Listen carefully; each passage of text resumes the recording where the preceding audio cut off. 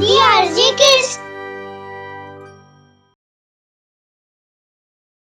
કથા જિદ્દી છોકરો.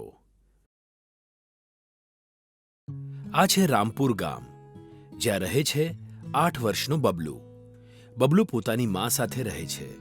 એના પિતા વિદેશમાં નોકરી કરે છે અને વર્ષમાં 1-2 વાર બબલુ અને એની માને મળવા આવે છે. બબલુની મા એનું બહુ ધ્યાન રાખે છે. દરરોજ એને ભાવતું ખાવાનું બનાવે છે અને એને મનગમતા કપડાં લાવે છે. બબલુ હવે 3જા ધોરણમાં છે. એ સવારે 11 વાગે સ્કૂલે જવાની તૈયારી કરી રહ્યો હતો. માં, મેં નાસ્તો કરી લીધો છે. હવે હું સ્કૂલે જઈ રહ્યો છું. બબલુએ પોતાની થાળીમાંનું બધું ખાવાનું નથી ખાધું હતું. મા એ જુએ છે. આ શું બબલુ, તે બધું ખાવાનું નથી ખાધું? મારે નથી ખાવું. હું સ્કૂલની બહારથી કંઈક ખાઈ લઈશ. બેટા, સ્કૂલની બહાર જે મળે છે તે તારી તબિયત માટે સારું નથી હોતું. હું ખૂબ મહેનતથી તારા માટે આ ખાવાનું બનાવું છું, જેથી તું શક્તિશાળી બની શકે અને મન લગાવીને ભણી શકે. ચૂપચાપ ખાઈ લે આને. મા એને ખાવા માટે મનાવવાની કોશિશ કરે છે, પણ બબલુ નથી માનતો. હું સ્કૂલે જાઉં છું માં. ત્યાં કંઈક ને કંઈક ચોક્કસ ખાઈ લઈશ. આમ કહીને બબલુ થાળીની વસ્તુઓ છોડીને જ પોતાની બેગ ઉપાડી લે છે અને ઘરેથી નીકળી જાય છે. મા દરવાજાની પાસે જાય છે અને બબલુને જતા જોઈને વિચારે છે. હું આટલી સવારે ઉઠીને બબલુ માટે રોટલી શાક બનાવું છું, જેથી એને પોષણ મળે. એને ભાવતું ખાવાનું બનાવું છું, તો પણ બબલુ કેટલી જીદ કરે છે. ક્યારેય ખાવાનું પૂરું નથી કરતો. બસ સ્કૂલની બહાર જે વેફર્સ બિસ્કિટ મળે છે એ ખાઈ લે છે. આમ તો બબલુ નબળો પડી જશે. એ ચિંતામાં પોતાની જાતને કહે છે. બબલુ સ્કૂલમાં જાય છે. ત્યાં ક્લાસ શરૂ થાય છે. ટીચર ભણાવવાનું શરૂ કરે છે. બધા પોતપોતાના ચોપડા કાઢીને નોટ્સ લખે છે. ક્લાસ પૂરો થયા પછી બબલુ અને ક્લાસના બધા બાળકો બહાર જાય છે. એ જ વખતે બબલુને એનો એક મિત્ર સોનુ દેખાય છે. એ સોનુને બૂમ પાડે છે. સોનુ, ઊભો રે. સોનુ બબલુની બૂમ સાંભળીને રોકાઈ જાય છે. કેમ છે સોનુ? 1 અઠવાડિયાથી દેખાયો નથી તું. ક્યાં હતો? સોનુનો ચહેરો ઉદાસ દેખાય છે. એ જવાબ આપે છે. હું બીમાર હતો બબલુ. મને તાવ આવ્યો હતો અને મારું ધ્યાન રાખવા વાળું પણ કોઈ નથી. કેમ, તારી માં તારું ધ્યાન નથી રાખતી? મારી માં નથી બબલુ.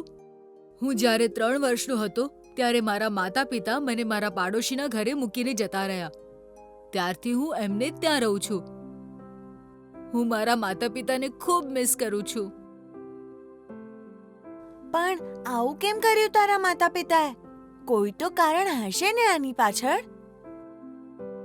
મારા માતા પિતાની પાસે મારા ઉછેર માટે પૈસા નહોતા, એટલે એમણે મને એક ઓળખીતા કાકાના ઘરે છોડી દીધો અને ખબર નહીં ક્યાં જતા રહ્યા. આજ સુધી એમની કોઈ ખબર નથી મળી. તો હવે તને ખાવાનું કોણ ખવડાવે છે?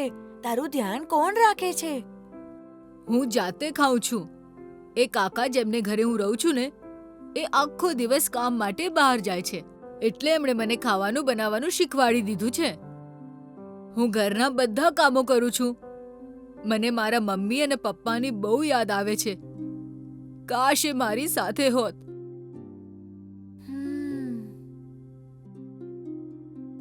જ્યારે હું બીમાર હતો ને, ત્યારે મને ખૂબ નબળાઈ લાગતી હતી. હું ખાવાનું પણ નહોતો બનાવી શકતો, એટલે હું બસ ફળો ખાઈને રહેતો હતો, નહીં તો કાકડી અથવા ગાજર જેવા કાચા શાકભાજી ખાઈ લેતો. મારા કાકા કામને લીધે બહાર રહેતા હતા ને, એટલે એમને મારું ધ્યાન રાખવાનો સમય જ નહોતો મળી શકતો. ઓહ, આ તો દુઃખની વાત છે સોનુ. જો કે તારી ઘરે તારું ધ્યાન રાખવા વાળું કોઈ નથી. મને આ સાંભળીને બહુ ખરાબ લાગ્યું. હા બબલુ, ક્યારેક ક્યારેક હું વિચારું છું કાશ મારી માં મારી પાસે હોત. એ મારું ધ્યાન રાખત, મને ખાવાનું બનાવી આપત. મને ખબર જ નથી માના હાથના ખાવાનાનો સ્વાદ શું હોય છે. તને તો બહુ મજા આવતી હશે ને બબલુ, માના હાથનું ખાવાનું ખાઈને? બબલુ થોડીવાર માટે વિચારમાં પડી જાય છે.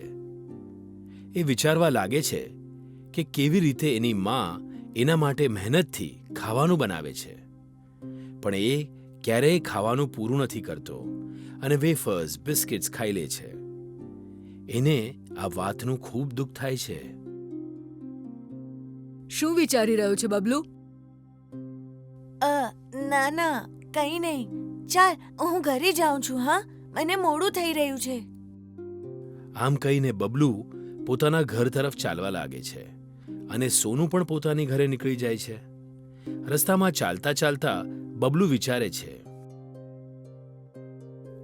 હું કાયમ જીદ કરું છું, મારી માની કોઈ વાત નથી માનતો, તો પણ મારી માં કેટલું ધ્યાન રાખે છે મારું, ક્યારેય મને વળતી નથી.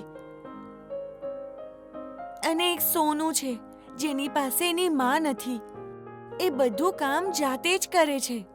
હું કેટલો ભાગ્યશાળી છું કે મારી પાસે માં છે. આ બધું મનોમન વિચારીને એ રડી પડે છે. એને ખબર પડી જાય છે કે એ કેટલી મોટી ભૂલ કરી રહ્યો છે. થોડીવાર રડ્યા પછી એ પોતાની જાતને કહે છે, આજથી હું માની દરેક વાત માનીશ અને એમનું બનાવેલું બધું જ ખાવાનું ખાઈશ, બહારની વસ્તુઓ નહીં ખાઉં. અને મારી માં સાથે સારી રીતે વાત કરીશ, એ જે પણ કહેશે એ જ કરીશ, કારણ કે એ મારું ક્યારેય ખરાબ નહીં ઈચ્છે, હંમેશા મારું સારું જ ઈચ્છશે. અને પછી એ પોતાની ઘરે પહોંચી જાય છે અને જુએ છે કે એની માએ ખાવાનું બનાવીને રાખ્યું છે અને બબલુને એ ખૂબ વહાલથી જુએ છે. આવી ગયો મારો બબલુ, હાથ મોં ધોઈને આવી જા, સાથે બેસીને જમીશું. આજે મેં તારું ભાવતું ખાવાનું બનાવ્યું છે. હા માં, બસ હમણાં જ આવ્યો. બબલુ હાથ મોં ધોઈને ખાવાનું ખાવા આવી જાય છે, પોતાની મા પાસે આવીને બેસે છે અને એને જોઈને હસે છે. એને માનો ચહેરો જોઈને ખ્યાલ આવે છે કે એની મા એને કેટલો પ્રેમ કરે છે. શું વાત છે બબલુ, આજે આટલો હસી રહ્યો છે? કોઈ ખુશીની વાત છે કે? હા માં, ખુશીની વાત એ છે કે મારી પાસે મારી માં છે જે બહુ સારી છે. હું તને ખૂબ પ્રેમ કરું છું માં.